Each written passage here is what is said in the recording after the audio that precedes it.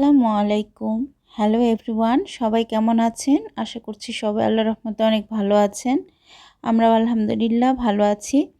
আজকে আপনাদের সাথে সহজে চটপটি রেসিপিটি শেয়ার করব।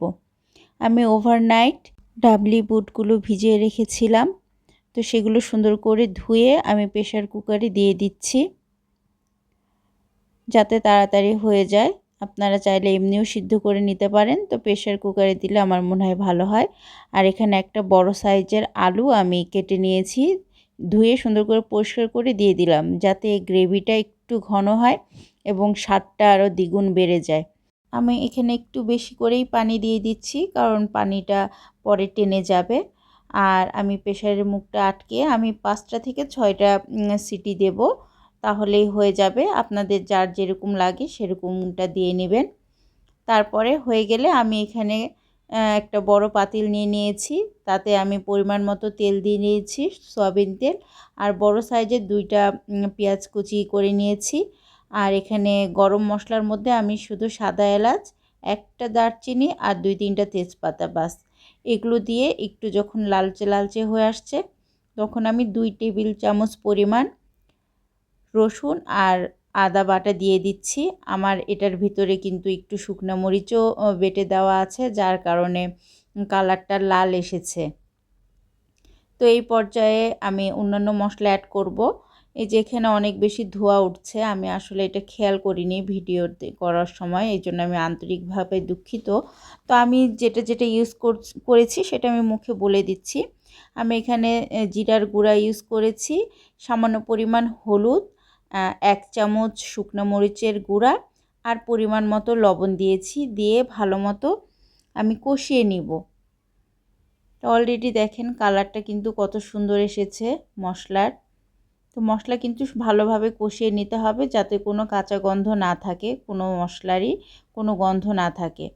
এরপরে মশলা একবার কষানো হয়ে যাওয়ার পর আমি রাঁধুনির যে চটপটির মশলাটা আছে সেই প্যাকেটের আমি অর্ধেকটার একটু বেশি দিয়ে দিচ্ছি সেই মশলার ভিতরে। দেখুন কালারটা কত সুন্দর চলে এসেছে।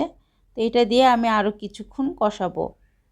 কষানোর পরে যখন তেলটা উপরে উঠে আসবে, এরপরে আমার সিদ্ধ করে রাখা ডাবলি বুটগুলো আমি দিয়ে দিচ্ছি।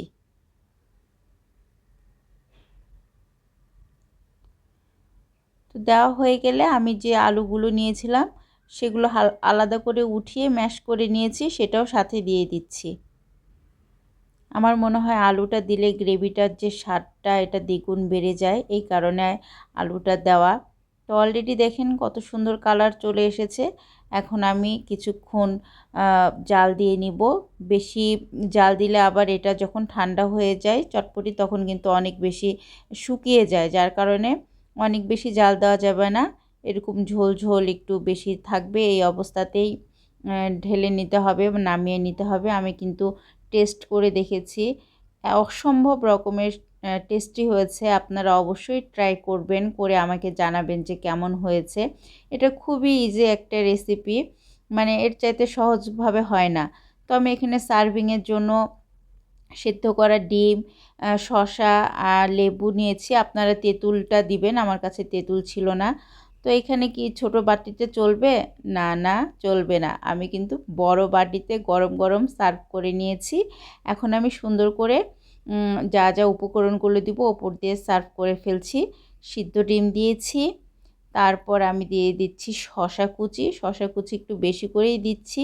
আর লেবু দিয়ে নিচ্ছি, লেবু আমি একটু বেশি করেই দিয়ে দিব, টক না হলে তো ভালো লাগে না।